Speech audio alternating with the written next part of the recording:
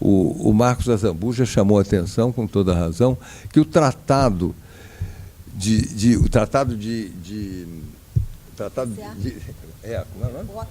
o OTCA. Ele nunca foi propriamente implementado. Se vocês já viram alguma das publicações dele, parece mais anúncio de supermercado do que outra coisa. Aquilo está em Brasília, não tem uma burocracia estagnada, não tem um destino, não tem uma prioridade. Ora, é preciso ver que o fator político das prioridades que o governo dá às suas políticas externas ficaram muito focadas numa amplitude que talvez não seja aquela desejável. Nós temos que pensar que as nossas fronteiras norte, as fronteiras amazônicas, são de uma prioridade absoluta, possivelmente com capacidade de retorno econômico muito maior do que aquelas das fronteiras sul. O Mercosul é importante, sem dúvida alguma, não deve ser abandonado, mas os benefícios que o Brasil pode advir de uma orientação prioritária para uma integração dos países da bacia amazônica seria de fundamental importância.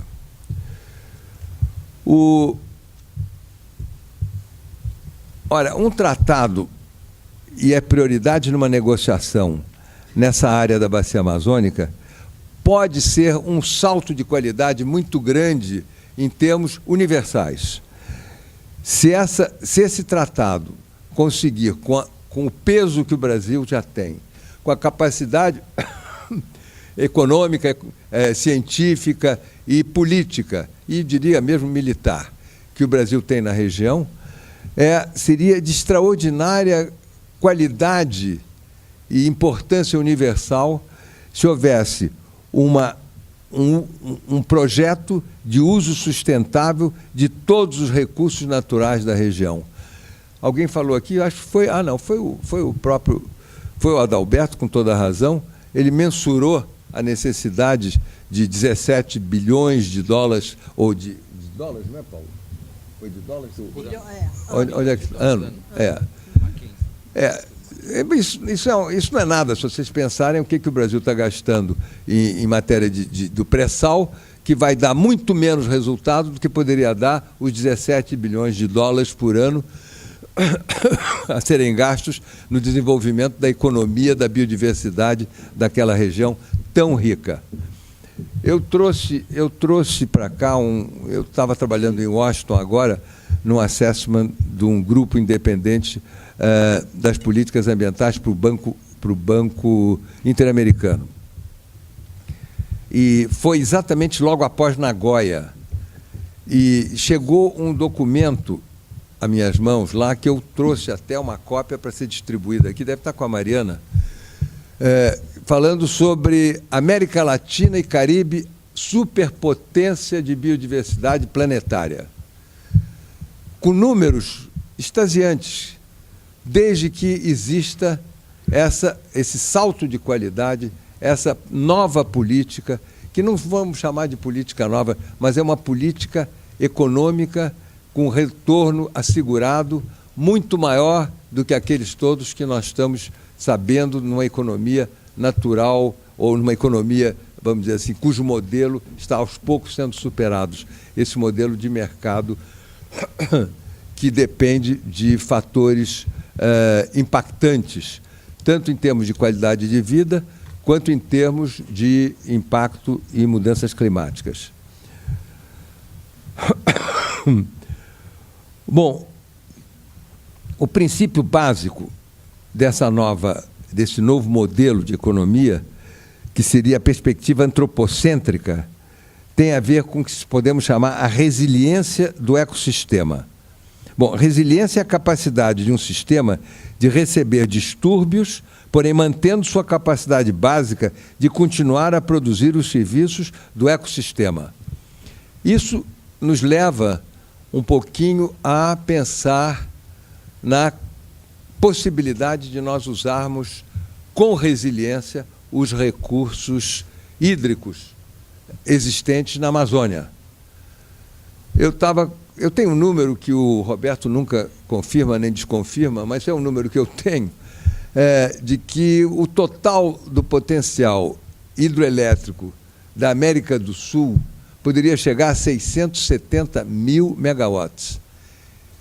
Capacidade instalada é de cerca de 170 mil. Esses números não querem dizer grande coisa, mas querem dizer que nós temos um potencial gigantesco ainda a ser possivelmente desenvolvidos, desde que seja de uma forma diferenciada, desde que seja uma forma que represente resiliência do ecossistema onde está depositado essa riqueza enorme que é a hidrografia brasileira.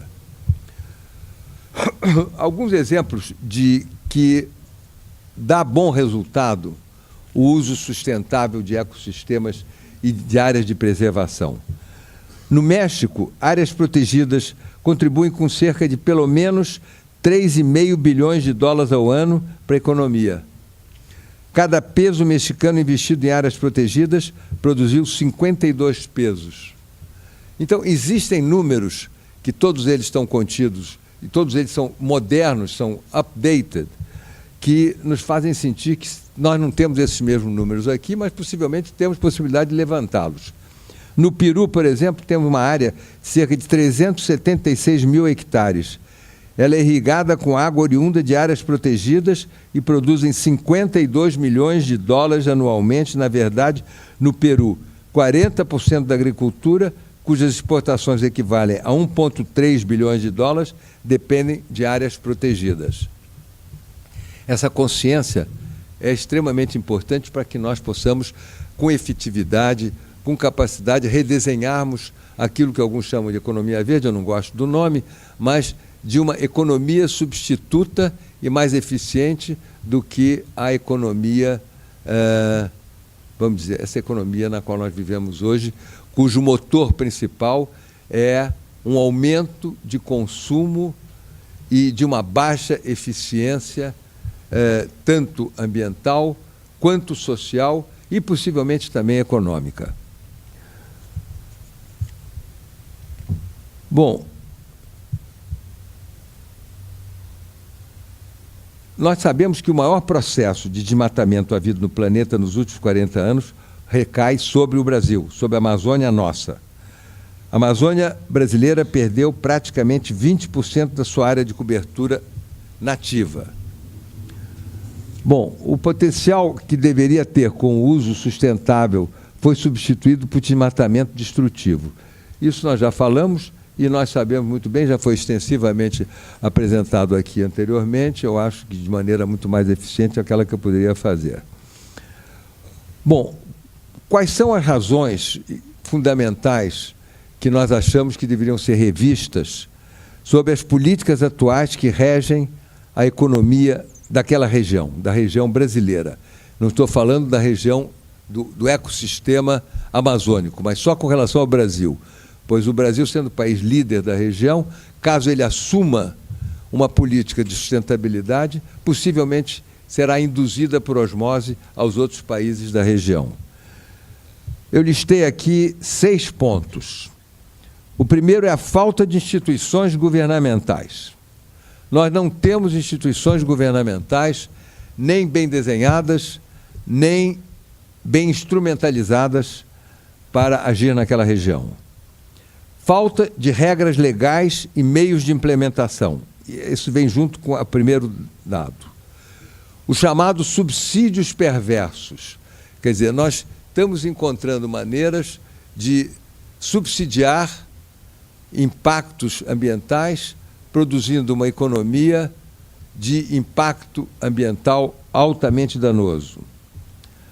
Ações ilegais, não reguladas e ilegais, com os olhos fechados dos próprios governos e das próprias autoridades que deveriam reger o assunto. Prevalência de atividades extrativas informais, isso também já foi tratado aqui. E falta de conscientização, e esse é que é o problema, que eu acho que é o turning point, é o momento de mudança, é a falta de conscientização da importância da biodiversidade e dos serviços do ecossistema e falta do conhecimento, como deva ser administrados os recursos naturais de forma sustentável. Bom, muito mais podia se falar sobre isso, mas eu queria ainda dar alguns dados sobre complementares àquilo que o Roberto falou sobre Belo Monte.